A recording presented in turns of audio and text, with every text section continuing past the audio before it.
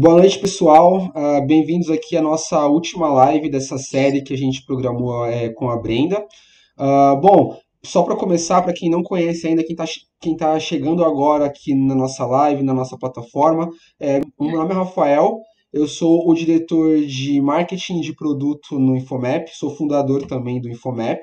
Para quem não conhece ainda, o Infomap é uma plataforma de segurança que busca contribuir com as suas rotinas diárias aonde quer que você esteja, tá? Então, com agilidade, com qualidade e com informações precisas para ajudar na sua segurança todos os dias, em qualquer lugar, e também para você, os seus amigos e seus familiares.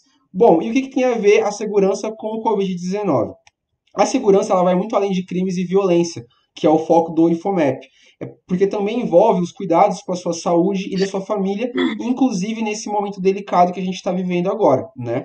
Então, nós nos vimos na obrigação de criar um conteúdo, de criar uma solução para ajudar vocês com relação a isso. Então, nós criamos essa série de 4 lives. Hoje é a última live que a gente está fazendo com esse conteúdo focado, né? Onde nós convidamos aí uma excelente profissional da saúde para falar com vocês e desmistificar muitos assuntos que rondam a internet e tirar as dúvidas ao vivo aqui com vocês, tá? Então, quem tiver dúvidas sobre o tema, já pode ir mandando para a gente que nós vamos esclarecendo no decorrer da nossa live. Bom, a nossa convidada ela é biomédica, especialista em ressonância magnética, supervisora em medicina nuclear e gestora de qualidade aplicadas a serviços da saúde. Hoje ela atua em uma clínica em Santos e ela recebe muitos pacientes todos os dias, né? Então ela precisa cuidar aí tanto dos pacientes quanto da questão da contaminação para ela não se contaminar e não levar o vírus para casa, porque ela também tem a família dela para zelar em casa, né? Então, sem mais delongas, vamos iniciar aí nosso conteúdo com a Brenda. E Brenda, muito obrigado aí pelo seu tempo, pela dedicação nessas 4 lives e vamos trazer um conteúdo legal para o pessoal aí. Vamos lá. Boa noite, pessoal. Obrigada, Rafa, por estar aqui mais uma vez. Essa é a nossa última live, pessoal, e nós vamos falar um pouquinho mais hoje sobre dados, sobre números, como está a nossa situação no nosso país, como está em relação ao vir do mundo, né? Situações que a gente tem enfrentado em relação ao hospital, leito, contaminação, número de casos, número de óbitos. Então, a gente vai trazer um pouquinho e destrinchar um pouquinho esses dados para vocês.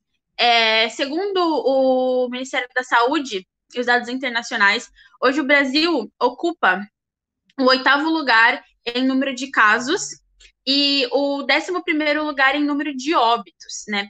A gente fica aí atrás dos Estados Unidos, que está em primeiro lugar, Espanha, Itália, Reino Unido, Rússia, França e Alemanha.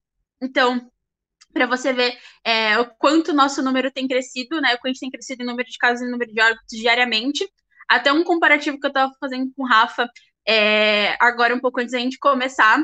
Na nossa última live, nós estávamos por volta de 8 mil óbitos, e hoje aqui no Brasil, exatamente o que a gente coletou agora, a gente já está com mais de 11 mil óbitos. Então você vê a diferença crescente aí de alguns dias, o quanto esse número aumenta diariamente. A gente pode falar também que no mundo a gente está com mais de 4 milhões de casos e mais de 284 milhões de óbitos, né, no geral. Então, a gente está tendo muita perda em relação à doença, a gente ainda não tem uma segurança, nem vacina, muito menos medicação, que dê um suporte melhor para a gente, que a gente consiga conter, frear um pouco tudo que está acontecendo. Então, esses dados se tornam muito mais preocupantes e começa a exigir um pouco mais de forma individual de todo mundo, né? Que a gente consiga fazer um pouco para fazer uma ação voluntária e comunitária, né? Para que a gente possa enfrentar isso juntos de uma forma um pouco mais leve, um pouco mais fácil, né? Então, o que a gente pode falar hoje aqui do cenário brasileiro, a gente tem 2 regiões que tem os maiores índices de caso, que é a Ô região Brenda, sudeste. só fazendo um parêntese aí, é bom falar que nesse ranking que você disse aqui no começo, todos esses países na frente do Brasil são países desenvolvidos, de primeiro mundo, Sim, sim, com a saúde exatamente. que a gente julga, né, que o mundo inteiro julga, uma saúde de primeiro nível. Então, assim, não é desculpa falar que o Brasil está na situação que está, por desigualdade social, por questão das favelas que não chega o acesso à saúde. Claro, isso é um problema, isso influencia muito? Sim, influencia. Mas todos os países que estão na frente da gente no ranking são países desenvolvidos que muitos deles não levaram a doença a sério. Então, para a gente, que Exatamente. somos de terceiro mundo, não estamos levando a sério muitos de nós brasileiros, então a chance da gente saltar nesse ranking é muito grande. Também É muito vale a grande. pena falar desse ponto, né? Exato.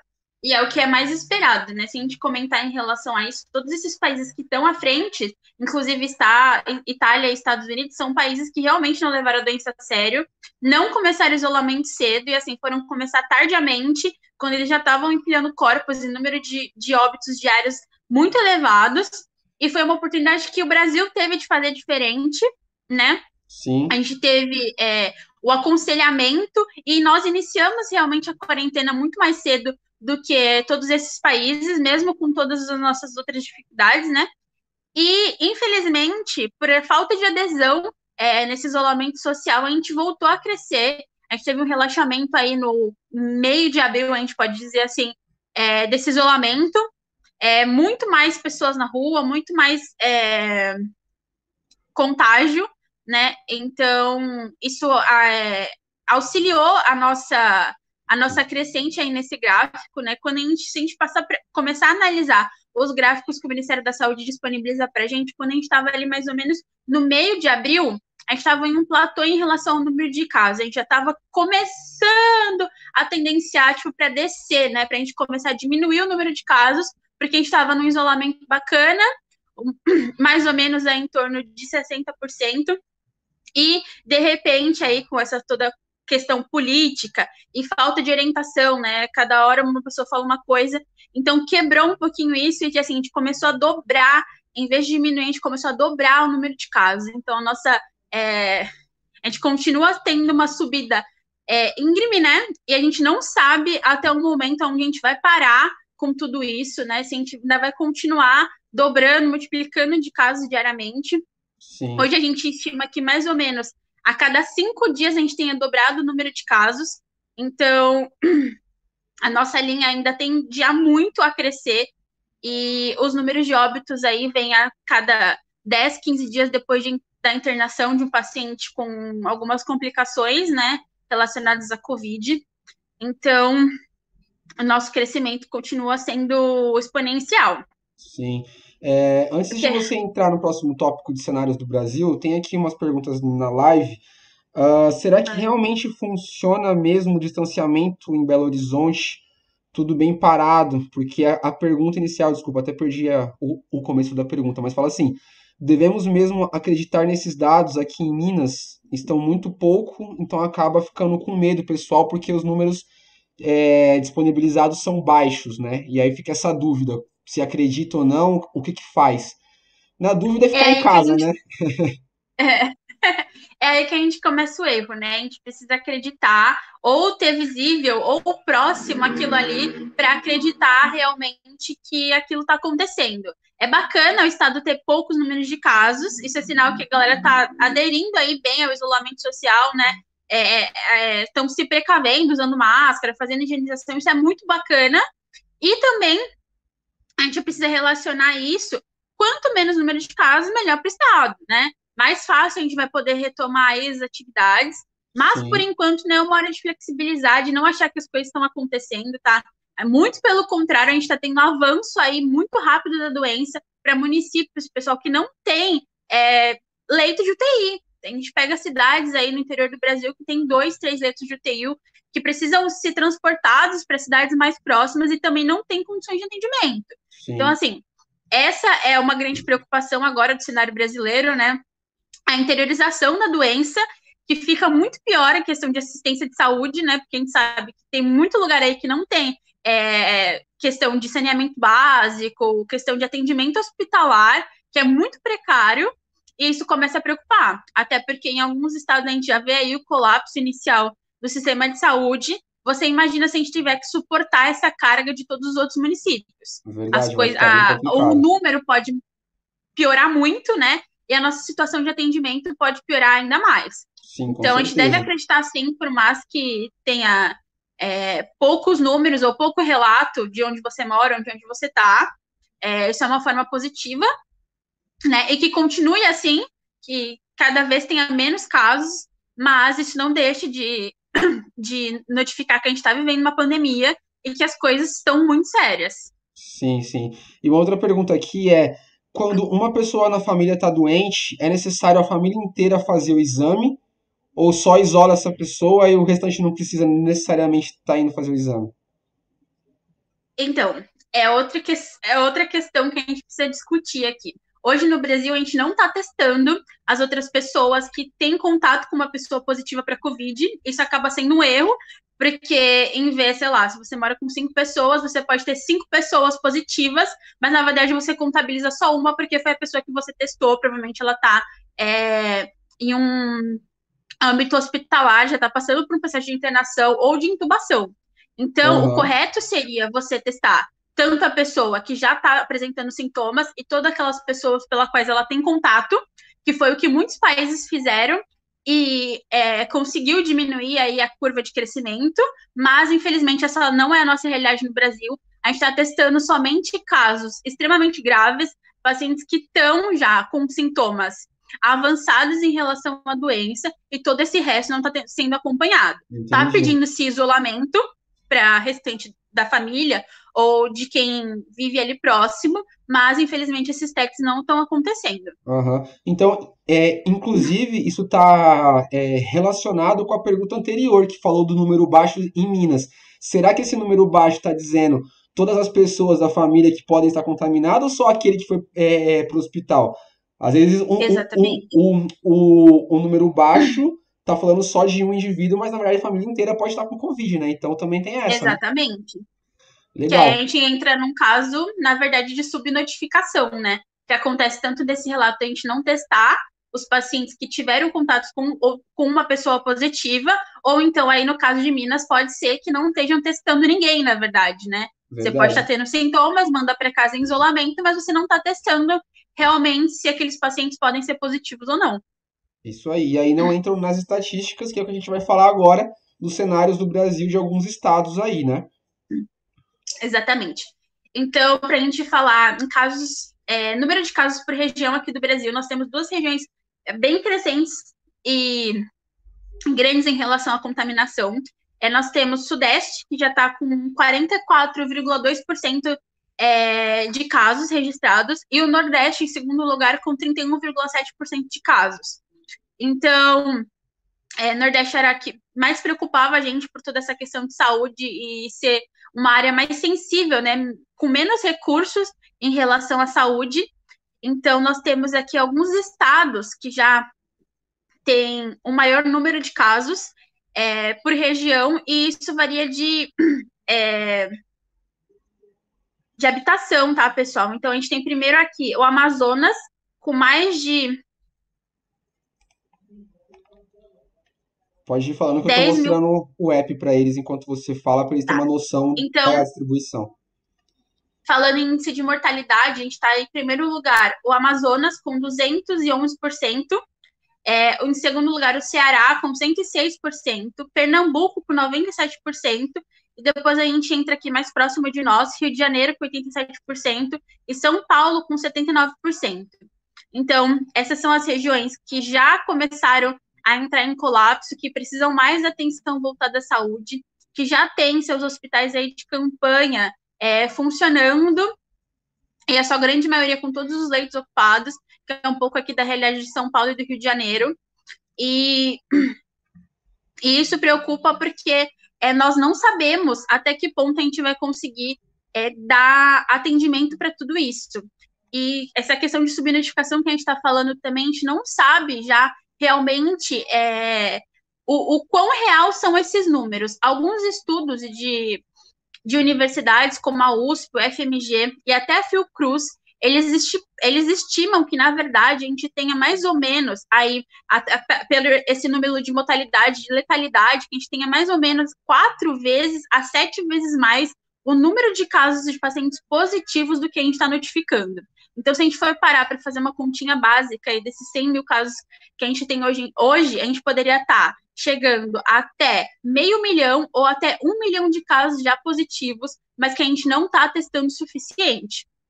Ou seja, isso é muito mais grave do que a gente consegue contabilizar. A gente está tendo muito pouca testagem, a gente não sabe justificar qual é esse motivo, porque teve compra de testes aí, a gente não sabe se não está chegando, não dá para entender como está acontecendo essa distribuição e como que cada estado está lidando com isso, né?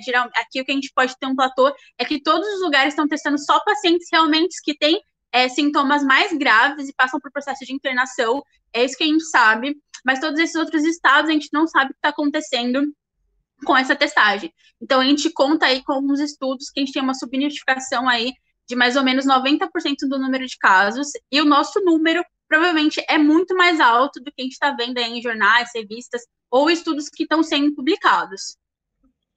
Então, se vocês verem um número no seu estado, na sua cidade, baixando um pouco, ou é um número confortável de se enxergar, tem que ter em mente que não é o número real, provavelmente ele é muito maior, então não é motivo para você sair de casa ainda, né? Com certeza. E se a gente for falar agora um pouquinho sobre leitos de hospitais, a gente falando só de UTI, tá, pessoal? Sem questão de enfermaria, que UTI é o que mais preocupa a gente por conta dos respiradores e tudo mais. Aqui no Brasil, a gente tem mais ou menos 45 mil leitos de UTI, sendo que 22 mil, é do SUS e 23 mil é da rede particular, tá bom? Então, se a gente somar assim, o quantitativo que seria satisfatório para uma rotina normal, seria o suficiente, mas não para a gente estar inventando aí uma pandemia que a gente tem a cada 10, 15 casos que precisam de respiradores, né? E isso divide geralmente a população entre... São poucas as pessoas que têm acesso a um sistema de saúde privado, né? São poucas as pessoas que têm condições de manter ou de pagar um convênio. A gente estipula aqui que mais ou menos 77% da população brasileira depende do Sistema Único de Saúde e a outra porcentagem realmente tem a possibilidade de utilizar um sistema de saúde privado.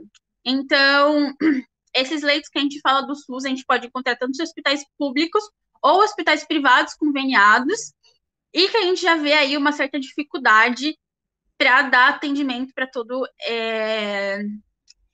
essa galera que está sendo contaminada. Hoje, a gente tem alguns estados que já estão entrando em colapso aí, que já não tem leito suficiente para dar atendimento, e não está acontecendo aquela rotatividade que a gente estava falando na live anterior, de recuperação de pacientes, né? O que era importante no isolamento social. A gente conseguir recuperar um paciente que está internado para poder dar espaço para outro paciente. Então, ou seja, a gente está aí com uma média de mais ou menos 1 mês de internação para um paciente de Covid, por todas as consequências que ele possa ter, responder questão de lesão pulmonar, né, questão de outras comorbidades que o paciente pode ser cometido, insuficiência renal crônica, problema cardíaco. Então, a recuperação não está sendo como esperado, a gente não está tendo liberação de leitos de UTI para atender aquelas pessoas novas que estavam se contaminando. Então, lembra que a nossa ideia era, de vez a gente ter 100 pessoas contaminadas em um dia, era que a cada dia a gente tivesse 10 pacientes contaminados para a gente poder conseguir atender todo mundo. Mas essa já não é mais a nossa realidade por conta da queda do isolamento social. A gente não respeitou esse isolamento. Hoje aqui, pelo menos em São Paulo, até os últimos dados de ontem, a gente não tinha chegado nem a 50% de adesão do isolamento social, sendo que a nossa meta para começar a surtir um efeito e a gente começar a ver uma diminuição do número de casos era de no mínimo 70%. Então, olha como a gente está longe de toda essa adesão do isolamento social. E isso é um fator muito importante e é de caráter individual. A gente precisa começar a exercer isso de uma forma muito rígida para que as coisas comecem a melhorar, senão a gente vai ver uma situação muito mais crítica do que a gente está vivendo e de tudo que está sendo apontado. Hoje a gente já tem aí coletivo, né? Exatamente. Hoje a gente já tem aí alguns estados, como eu já falei, com o sistema de saúde completamente cheio. O primeiro deles é Roraima, está com 100% de leitos de UTIs ocupados. Depois a gente vem com Pernambuco, com 98%. Em terceiro lugar, Rio de Janeiro, com 97%. E um ponto importante para falar do Rio de Janeiro é que eles já estão tendo que usar o sistema de pontuação para priorizar o atendimento entre pacientes. O que é sistema de pontuação, pessoal? É quando os fatores de risco daquele paciente vão somando pontos. Então, se você tem critério, ser maior de 60 anos, tem alguma doença crônica, diabetes, hipertensão, qualquer outra coisa do tipo, você vai somando essa pontuação, e quanto mais pontos você tiver, menos direito ao atendimento de saúde você tem. Então, olha que ponto a gente chegou de ter que classificar quem a gente deve atender, né? Qual a prioridade, né? Qual a questão de recuperação aquele paciente vai ter para a gente poder apostar todo aquele tratamento no paciente e não passar meses ali ou dias tentando recuperar aquele paciente vira óbito. Então, é uma classificação que eles já estão usando. A Prefeitura do Rio está com alguns projetos muito bacanas, eles instalaram tomógrafos em hospitais de campanhas, eles instalaram cabines de higienização, mas se não tiver essa adesão do isolamento social, a consciência não vai diminuir o número de casos, pessoal. E Quanto mais só, gente circulando. e só para falar o português claro, quem não entendeu ainda, esse sistema de pontos quer dizer que quanto mais risco você tem de pegar a doença, você não vai ser atendido e vai ficar em casa. Ou seja, se você pegou a doença, esse sistema quer dizer que você vai morrer em casa, você não será atendido pelo sistema de saúde. Então, a gente chegou a um ponto Exatamente. muito complexo, muito extremo, isso ainda é no Rio de Janeiro, mas nada impede que outros estados sigam esse mesmo exemplo. Então, esse é o Exatamente. nível de preocupação que a gente tem que tomar com isso para chegar nesse ponto, é porque a coisa é muito séria realmente, né? Sim. E aí a gente precisa começar a pensar no nosso dia a dia. Por exemplo, assim, nós podemos contar que somos pessoas saudáveis, fora do grupo de risco, e eu posso estar pensando que eu posso sair, fazer o que eu bem entender, mas e as pessoas que convivem comigo? Meus pais são grupo de risco, convivo com meus avós, tem alguém da família que é imunossuprimido, que precisa de outros cuidados, que trata de alguma doença crônica. Então, assim, eu posso ter uma forma branda da doença, uma forma sintomática, mas eu posso estar trazendo essa piora para dentro da minha casa. Então, assim, esse número aí, essa pontuação, às vezes pode acontecer com uma pessoa da minha família. Então, um ponto que a gente precisa começar a pensar e ter maior sensibilidade em relação a isso. Às vezes não é por mim, é pelos que estão à minha volta. Sim, com certeza. E aí, eu acho que vale até a gente pegar uma das perguntas que mandaram para a gente antes nesse ponto, que é a questão da vacina. Nós já temos vacina, que é a pergunta que a gente recebe bastante. Não, pessoal, infelizmente a gente ainda não tem vacina. A gente tem vários estudos aí avançados em relação à vacina. Itália, Reino Unido, Estados Unidos, mas ainda não é a nossa realidade, isso ainda leva um tempo por todo o processo que a vacina requer. Tem alguns lugares que já estão fazendo até testagem em humanos, mas ainda é muitos requisitos para isso poder entrar em mercado. A gente precisa avaliar a eficácia da vacina, quantas doses vão precisar daquela vacina, se é realmente eficaz.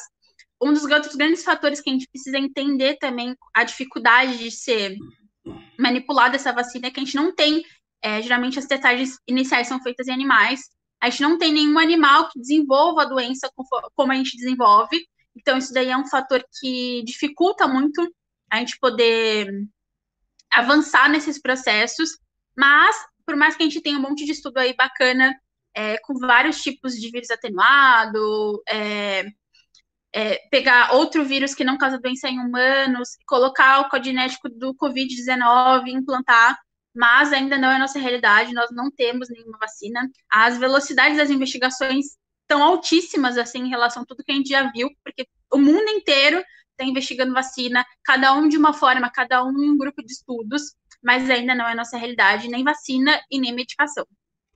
Tá. Então, já que a gente não tem a vacina e a porcentagem de isolamento social ainda está muito baixa,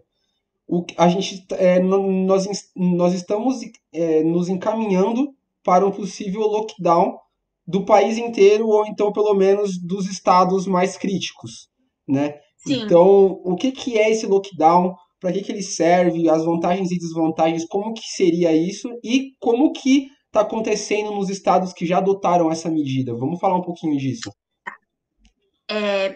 O lockdown, na verdade, ele é o nível de segurança mais alto a ser tomado, se necessário, numa situação de ameaça grave ao sistema de saúde. O lockdown ele seria nada mais, nada menos que o fechamento total de uma cidade, de um município ou de um estado.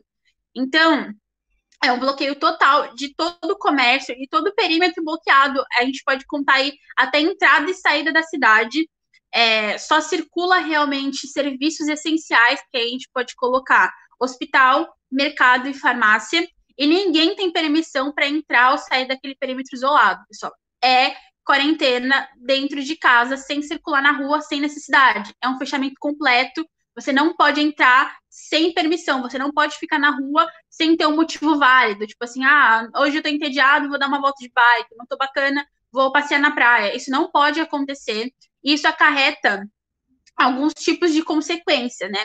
O objetivo do lockdown é interromper a atividade por um período curto de tempo para que a gente consiga frear um pouquinho esse número de contaminação, para que a gente consiga diminuir a circulação da população e a gente consiga aí, provavelmente diminuir o número de casos e o número de internações. A gente pode ter vantagens e desvantagens, como toda decisão ocorre. A desvantagem aí é o alto custo econômico, não tem como a gente contestar isso, a relação de economia, e não é um ponto que a gente vai entrar também. E a vantagem é que ele é eficaz para redução da nossa curva e dá tempo para reorganizar o sistema que está se perdendo, né? A gente não tem mais controle do que entra e do que sai, e nem de notificação de tudo isso. Então, é para a gente conseguir diminuir um pouco o nível de contágio, de circulação, tentar diminuir a curva e se reorganizar, e provavelmente, se precisar, abrir mais hospitais de campanha, mais leitos, compra de respirador. Então, é tempo para a gente respirar e retomar aquilo que acontece. O lockdown, ele acontece por um curto período de tempo, que a gente vive hoje, é uma solicitação de isolamento social. O lockdown, ele é obrigatório e conta com algumas normas de segurança aí, e pode levar a população a receber multas, até ordem ou demanda de prisão em relação àquilo que estiver fazendo. O lockdown, ele funciona aqui no Brasil de acordo com o seu município ou estado. Então, fica a critério aí da prefeitura do seu estado ou do seu município em encaminhar como que isso vai acontecer, na verdade.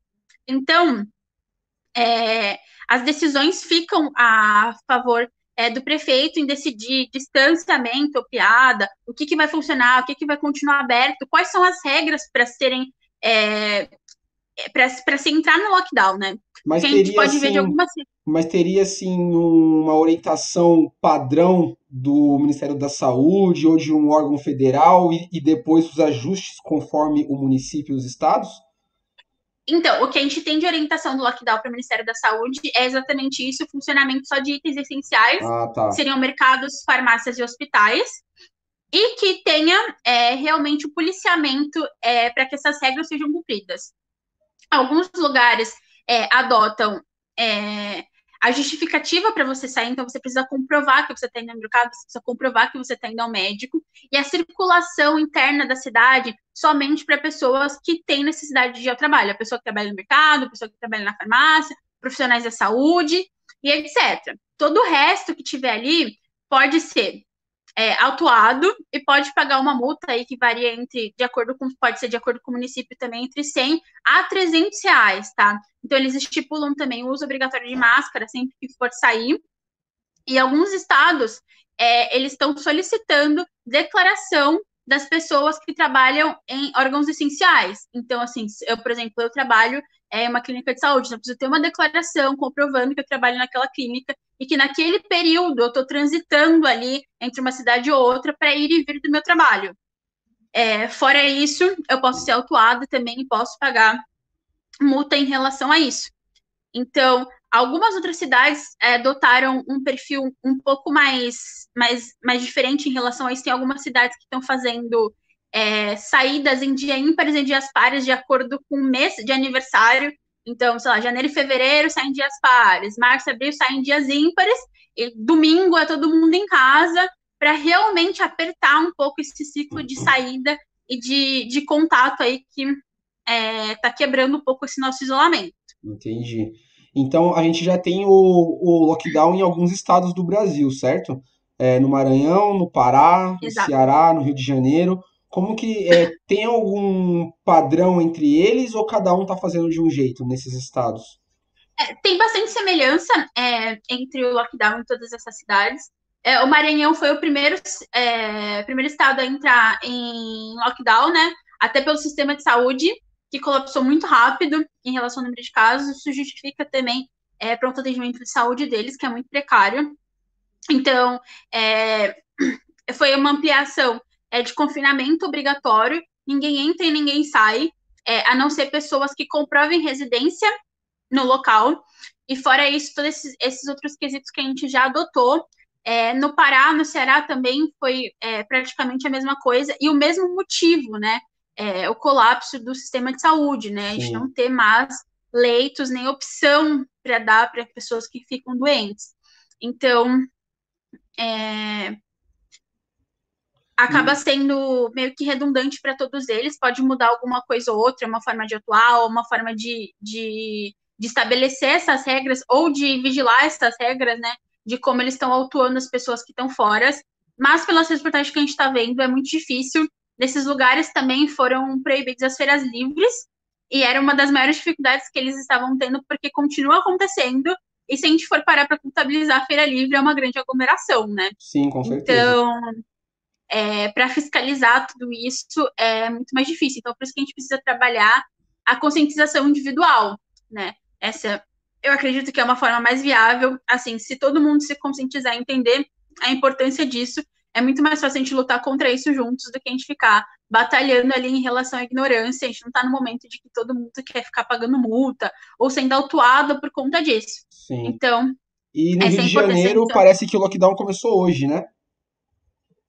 isso, eles iam iniciar em algumas regiões do Rio hoje, na segunda, e geralmente ali na capital, onde a situação estava mais crítica, né? E eles iam inaugurar alguns hospitais de campanha também para tentar dar uma desafogada no sistema de saúde, porque eles já estão aí, acho que hoje, com 90% do sistema ocupado. E a gente precisa ver como que eles vão avaliar em relação a isso, porque o Rio também, a adesão, né, deles em relação ao isolamento social era muito pequena, porque tá sempre calor, a galera tá sempre na praia, sempre caminhando, fazendo atividade física ao ar livre. Então, essa é uma das questões que mais complica você fazer esse lockdown lá. Mas a gente torce para que dê certo, né? E que Sim. comece e que tenha um resultado bacana para que eles possam desafogar um pouquinho o sistema de saúde deles. E aqui em São Paulo, por enquanto, a gente não tem esse lockdown, mas é uma coisa que a gente prevê aí, provavelmente nos próximos 15 dias, é uma coisa que provavelmente a gente vai começar a ter que aderir por conta do nosso sistema de saúde também.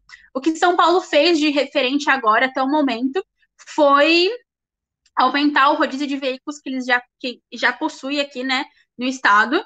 Então, eles dobraram um pouquinho a fiscalização aí, e vai sair as placas só poderão circular dia de semana nos veículos ímpares, nos dias ímpares, e os finais de pares em dias pares, tá? Isso vale para final de semana, para sábado, domingo, feriado, vale para qualquer dia. Isso é E para quem descumprir para capital, né? Não é para o estado inteiro, no isso, caso. para capital. Sim. E isso vale para te acarretar multa também e pontos na CNH para quem descumprir o decreto. E isso não cabe aí aos serviços essenciais, né? Transporte de medicação, ambulância, Sim. é, transporte de mercadoria, essas outras coisas do tipo, não entra nessa questão do rodízio. Essa é uma forma de tentar diminuir aí o ciclo que tem na capital da cidade, né?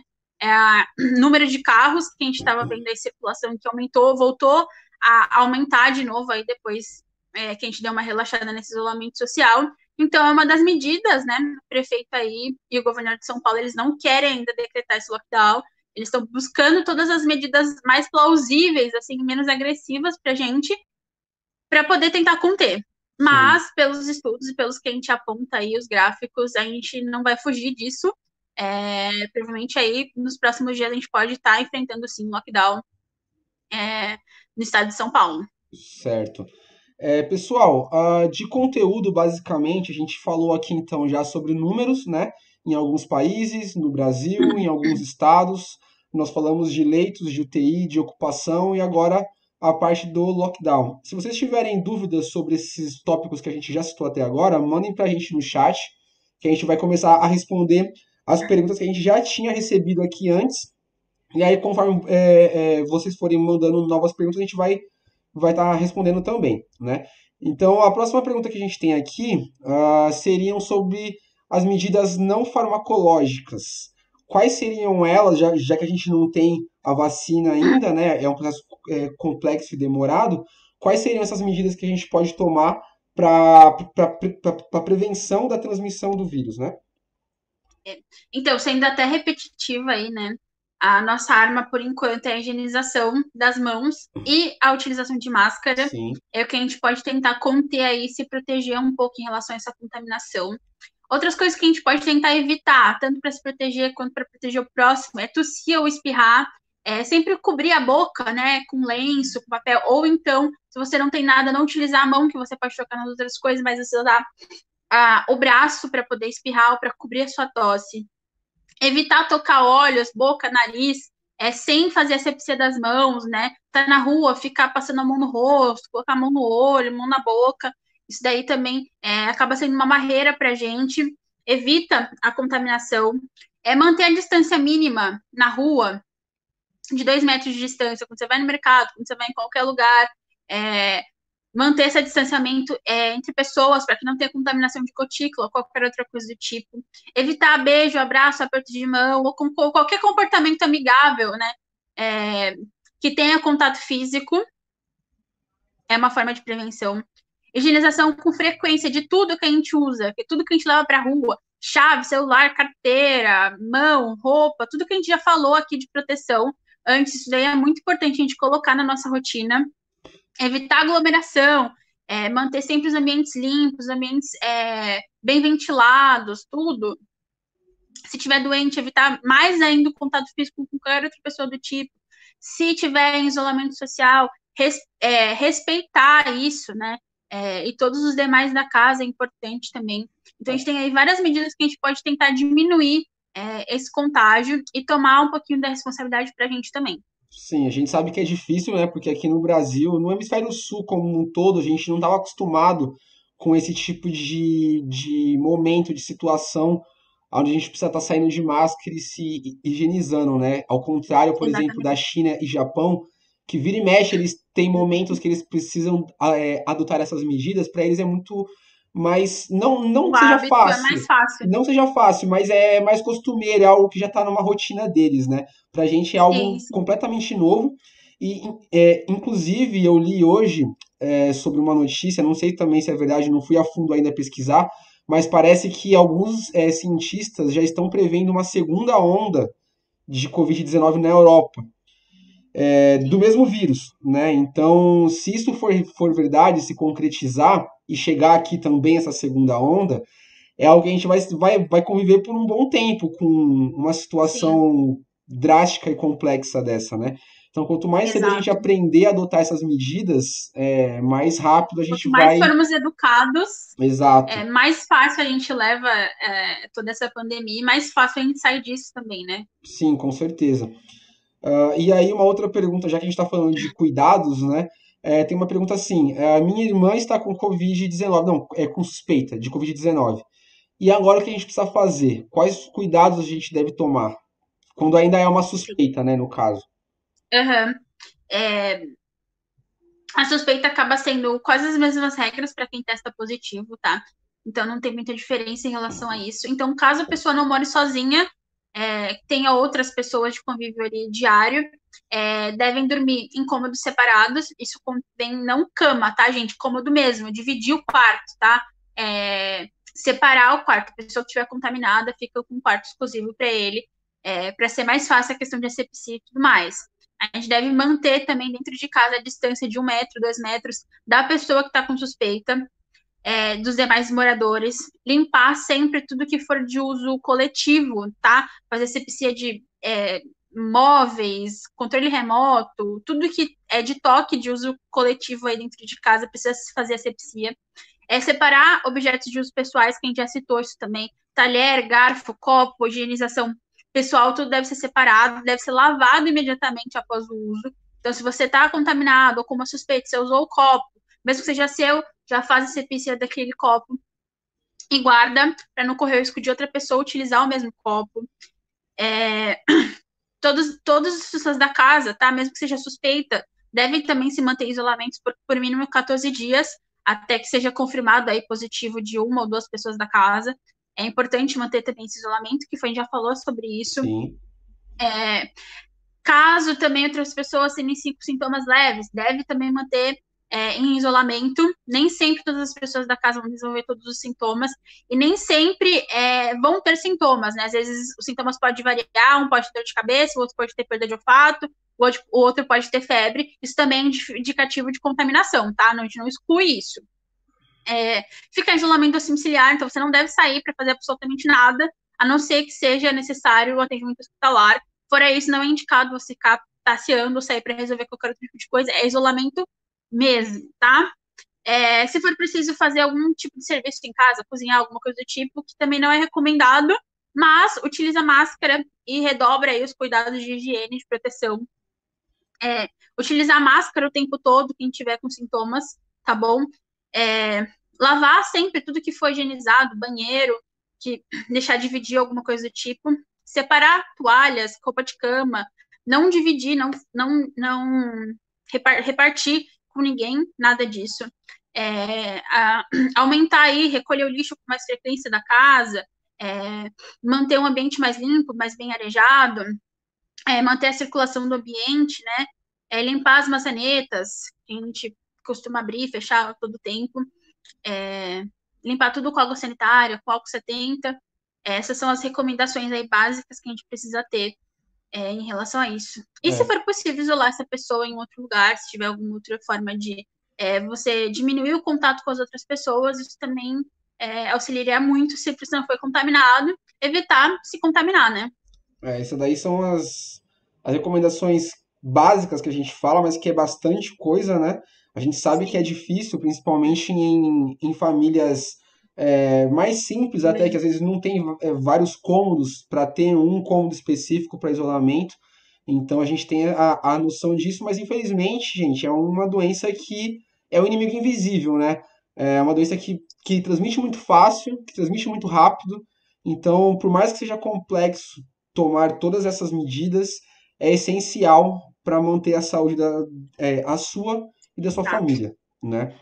Então, E, gente, diga. vale ressaltar, tá, que essas orientações são recomendadas pelo Ministério da Saúde, tá? A gente não tá tirando aí Não é a gente falando e aleatório. inventando informação, exatamente. Então, a gente tem todo o embasamento para falar sobre isso lá, e lá no site deles também, se vocês tiverem alguma dúvida, tem tudo explicadinho lá, como se deve proceder, se alguém testou positivo, tudo isso. Caso não tenha ficado claro aqui algumas informações, você pode pesquisar, ou então pode mandar sua dúvida pra gente. Mas a maioria das nossas informações são baseadas de lá, tá bom? Sim, bem legal você falar disso, que assim, tudo isso tá no site deles. Mas se você não souber como achar as informações lá, que embora estejam muito claras, bem na frente, no nosso feed aqui do Instagram mesmo, tem várias fotos e vídeos que transcrevem as mensagens do Ministério da Saúde. Então, se quiser ser mais ágil, só entrar no nosso perfil. As últimas postagens são todas sobre esse assunto, tá? Então lá tem as fotos, tem textos, tem vídeos que pode ajudar vocês com todas essas recomendações. Inclusive, as lives que a gente já fez aqui também estão lá no feed para vocês reverem as orientações que a gente já passou aqui, tá bom? A próxima pergunta que a gente tem aqui, então, é a seguinte. Vemos diversas notícias sobre medicamentos, até para piolho, que ajuda a combater, né, entre aspas, aí, o vírus, e são medicamentos que vêm sem prescrição médica. O que dizer sobre essa automedicação e esses possíveis medicamentos?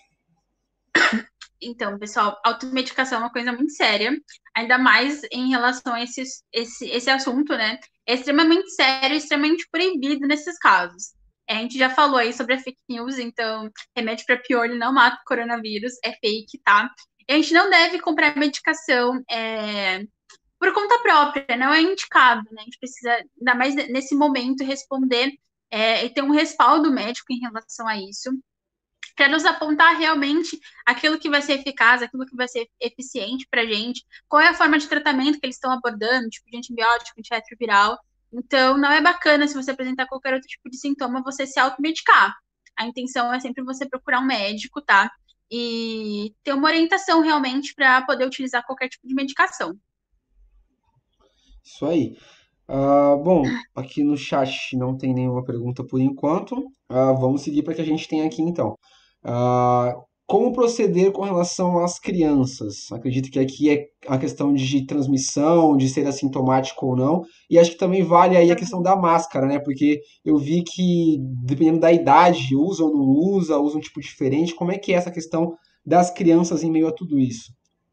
Então, a gente tem alguns estudos preliminares, por mais que a gente tenha crianças testado positivos e com sintomas para Covid-19, a grande maioria delas podem ser assintomáticas e ser mais suscetíveis para levar a transmissão dessa doença aí para a galera de casa, né? Então, daí a importância de afastar as crianças de idosos ou de pessoas que tenham ou que façam parte do grupo de risco, né? Porque a criança pode levar muito mais facilmente essa contaminação para outras pessoas.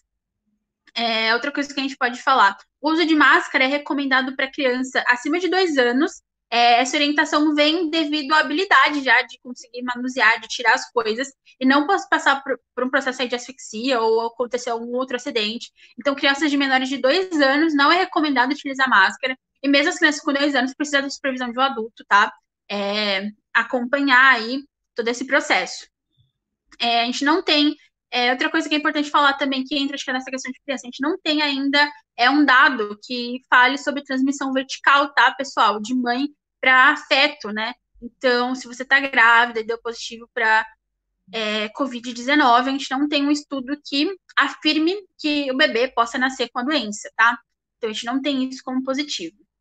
Outras coisas que a gente pode ter como questionamento é como manter essas crianças ocupadas aí esse período todo. É, Dentro de casa, né, com atividades e tudo mais. E aí teve até um estudo que falava assim, os quintais de casa são liberados, ou então as áreas comuns do prédio são liberadas. Alguns especialistas são mais flexíveis em relação a isso. Eles dizem que pode acontecer desde que as crianças estejam devidamente seguras, né, utilizando máscara, e tem ali álcool em gel para facilitar, e que seja por um período e que seja em escala. Por exemplo, eu tenho filhos, eu posso descer e brincar um pouquinho com os meus filhos ali na área social do prédio, e assim sucessivamente vou fazendo outras famílias. Para quem tem quintal em casa, é muito mais fácil, né, tá ali no perímetro que a gente pode dizer seguro dentro de casa, então o quintal de casa está liberado, depois é só fazer higienização, tomar banho, e não tem problema. A gente precisa ter mais cuidado em relação a quem mora aí em condomínio e pode ter um contato maior de criança, aquela aglomeração toda. Mas é uma forma da gente flexibilizar aí e tentar manter essas crianças saudáveis durante todo esse período, E né? vale dizer aí também, né, que tem que ter o respeito com todos, né? Porque num prédio, num condomínio, vão ter várias famílias com crianças. Então não adianta Sim, sim, você levar seu filho e passar a tarde inteira no pátio. Tem outras famílias que também gostariam de levar os filhos para exatamente. lá. Então é levar por E um aí período curto, né? sim, e aí também vai da regra do condomínio, né, Rafa? É uma questão que tem que ser de comum acordo de todos, né? E Sim, igual você falou, respeitar o espaço do próximo. Geralmente, pelo que eu tenho visto por aqui, todas as áreas sociais de condomínio estão fechadas, piscinas, quadras, essas coisas não estão sendo utilizadas. sim. Mas se for esse acordo e você conseguir realmente estabelecer essas regras, é uma forma bacana, né? Até divertida de a gente conseguir enfrentar aí essa pandemia, mas lembrando que precisa ser respeitado mesmo tanto a regra do condomínio quanto o espaço do outro, né? Sim, com certeza. E você falou no começo aqui desse assunto das crianças que é para evitar o contato delas com pessoas do grupo de risco, né, que está em casa ou ao redor, assim. Quem não sabe ou tem dúvidas sobre o grupo de risco foi o assunto da nossa live anterior, a terceira live.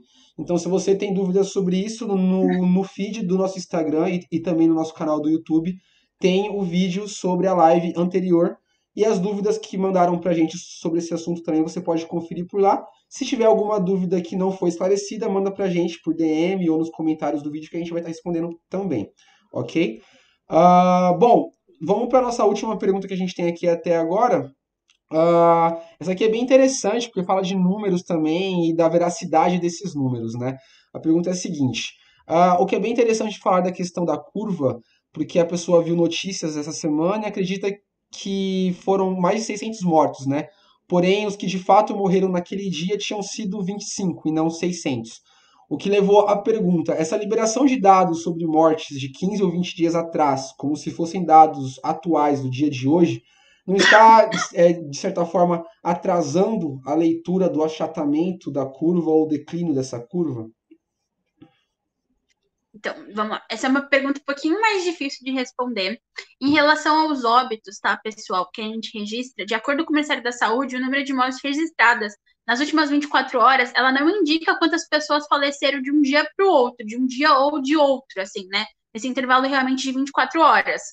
Ou seja, esse número ele pode conter óbitos que aconteceram anteriormente, mas que só foram registradas como Covid-19 posteriormente. Ou seja, está acontecendo muito de pacientes que vão a óbito com suspeita, mas que o resultado do teste ainda não saiu.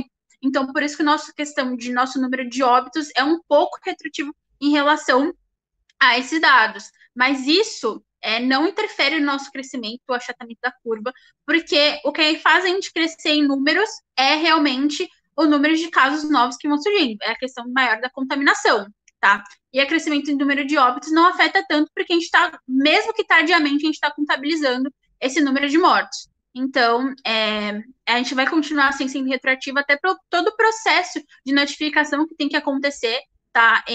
Por trás de tudo isso, que é um processo demorado, registro em cartório, testar positivo realmente o paciente para definir que as mortes são por Covid-19, para acabar um pouco aí com essas fake news que tem pessoas morrendo de outros casos e estão colocando como Covid-19, tá? Eu acredito que nenhuma instituição tenha o intuito de fazer isso, de aumentar ou acrescentar o número de mortes. Não tem nada a ganhar com isso, na verdade. Isso acaba deixando a gente muito mais preocupado. Então, todos os números que a gente tem até agora são bem reais.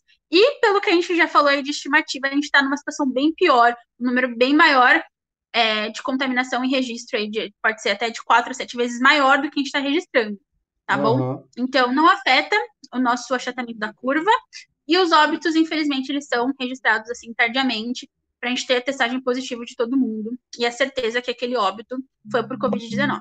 Sim.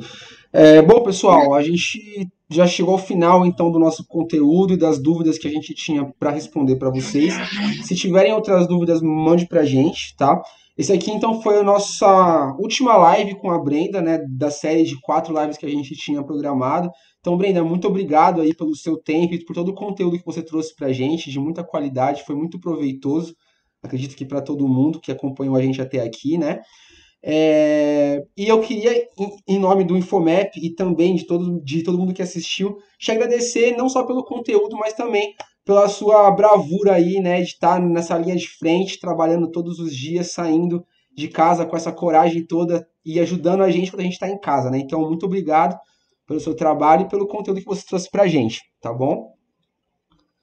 Obrigada, Rafa, eu que agradeço pela oportunidade, é um privilégio mesmo poder dividir um pouco do nosso conhecimento e da minha rotina em relação ao trabalho e tudo que a gente tem feito para tentar minimizar tudo isso. Muito obrigada mesmo pela oportunidade. Por mais que as nossas lives tenham acabado, a gente pode estar aí para tirar dúvidas. Se você ainda tem alguma dúvida em relação a isso, sobre algum dos conteúdos que a gente falou, a gente continua aqui disponível. Você pode mandar para a gente sua pergunta aí, sua dúvida por DM ou pelos comentários lá dos posts que tem da página do Infomap, que a gente pode ainda estar se ajudando e respondendo tudo isso, tá bom? Com Muito certeza. obrigada. E obrigada por todo mundo que assistiu, acompanhou a gente aí. Esses vídeos vão ficar gravados para quem quiser assistir, compartilhar e fica à vontade. É isso Obrigada, aí, pessoal. pessoal. Obrigada mesmo. Obrigado pela atenção de todos. E só um último recado. Na sexta-feira agora eu vou fazer uma outra live, não vai ser com a Brenda, vai ser com a doutora Ana Carolina, que é uma médica na Argentina, uma médica brasileira que atua na Argentina, e vai trazer pra gente números de quarentena, de como que foi na Argentina, como que está sendo esse final de quarentena para eles. A gente vai fazer um bate-papo bem legal para comparar as medidas que nós tomamos aqui no Brasil, as que eles tomaram lá e os resultados que eles obtiveram lá. Então vai dar um panorama bem interessante para a gente de como deveria ser aqui e como pode ser se a gente passar a tomar as medidas que a Brenda já contou pra gente, já explicou pra gente. Então, não percam aí na sexta-feira, vai ter uma live bem interessante sobre esse assunto, tá bom? No mais, muito obrigado a todos aí que participaram, que se engajaram e até a próxima. Tchau, tchau. Tchau, tchau.